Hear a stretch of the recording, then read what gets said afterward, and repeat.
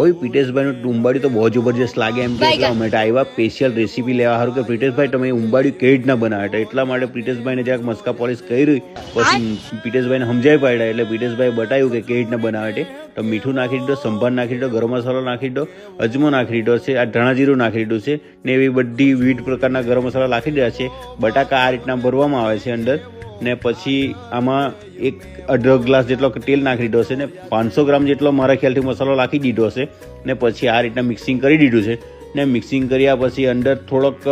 Colour મૂકી દીધી છે ને આ કંબોઈ મૂકી દીધી છે. એમનું એ કહેવાનું છે કે કંબોઈથી એમનો સ્વાદ જબરજસ્ત આવે છે ને આ રીતના માટલું ભરી દેવામાં આવે છે ને માટલું ભર્યા પછી સાઈડે કલરને કંબોઈ મૂકતું રહેવાનું આવે છે ને આ છે સ્વીટ પોટેટો નાખી દીધા છે ને આ માટલું ભરાઈ ગયું એટલે પછી એને ધીરે ધીરે હલાવીને પછી આ રીતના પાપડી ભરવા પડે સમજાઈ પટાઈને પછી આ કલર મૂકી દીધી છે ને આ કંબોઈ મૂકી દીધી છે ને કંબોઈનું ને કલરનું કોમ્બિનેશનથી એકદમ ટેસ્ટી ઉંબાડિયું લાગે ને આ લગાડી દીધું હલગાવી મૂક્યું જબરજસ્ત હલગાવ્યું એટલે આ રેડી ઢાંકણ કાઢીને આ માટલું લઈને નાઠા ને પછી દાંટો કાઢ્યો ને આ જોયું તો આપણે તો મેં કહેલું કે મારું હેર ઉંબાડિયું રેડી કલાક એટલે હેર ઉંબાડિયું કાઢ્યું ને વિરલને એમ કરીને અમે તો લાગ્યા ઓહળવા સારું ને ખાસ કરીને આ ચટણી અમને તો બહુ ગમે. અહીંયા ચટણી બહુ જોરદાર બનાવે ને તો વિરલ તો થોડું એમ કરીને કિલો ખંડ નહાડી ગયો ને મેં પછી 2 કિલો જેટલું પાર્સલ કર્યું ને તમે ખાને તો આવી જજો વલસાડ સરોડી પાસે.